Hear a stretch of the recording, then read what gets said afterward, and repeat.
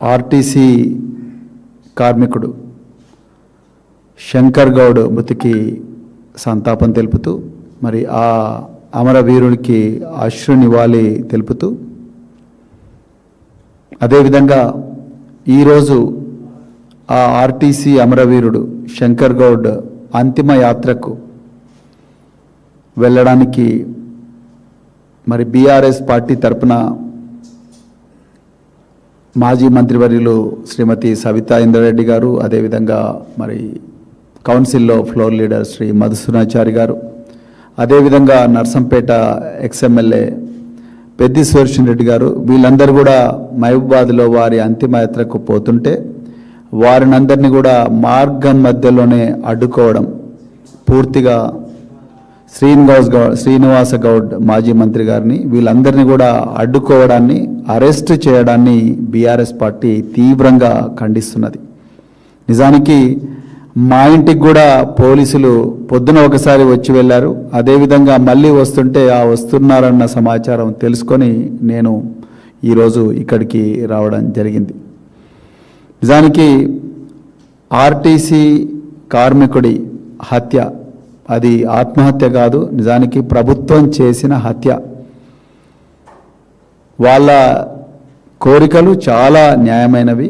వాళ్ళు రాజ్యాంగబద్ధంగానే సమ్మె నోటీసు ఇచ్చి చాలాసార్లు కూడా సంప్రదింపులు జరిపి దాని తర్వాతనే వాళ్ళు నిరవధిక సమ్మెకు పిలుపునిచ్చిండ్రు. ఎక్కడ కూడా బస్సులను దగ్ధం చేయడం కానీ, వాళ్ళ ఉన్నతాధికారులను కొట్టడం కానీ, యాజమాన్యాలను ఇబ్బంది పెట్టడం కానీ అవన్నీ చేయలేదు. అంతా కూడా పద్ధతి ప్రకారమే చేసుకుంటూ వస్తున్నారు.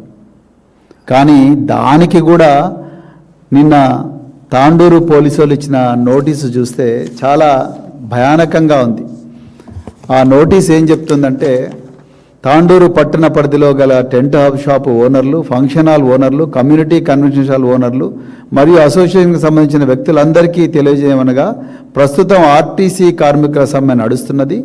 ఇట్టి సమ్మె పూర్తిగా చట్ట విరుద్ధమైనది మరియు గవర్నమెంట్కి వ్యతిరేకమైనది. చూడండి వీళ్ళ పదజాలం. ఇట్టి సమ్మె పూర్తిగా చట్ట విరుద్ధమైనది మరియు గవర్నమెంట్కి వ్యతిరేకమైనది. ఇట్టి సమ్మెకు ఎలాంటి పర్మిషన్ లేదు.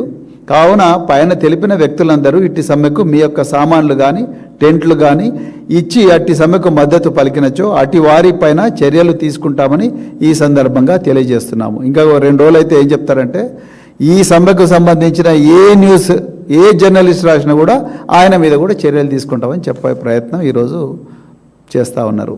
సరే, ఇక ఒకవైపు ఆర్టీసీ కార్మికుల సమ్మె అయితే, మరోవైపు నిజంగా ఈరోజు తెలంగాణ ప్రజలకి ఈ విషయం చెప్పాలంటే నాకే భయం వేస్తున్నది, నిజంగా ఆందోళన కలుగుతున్నది.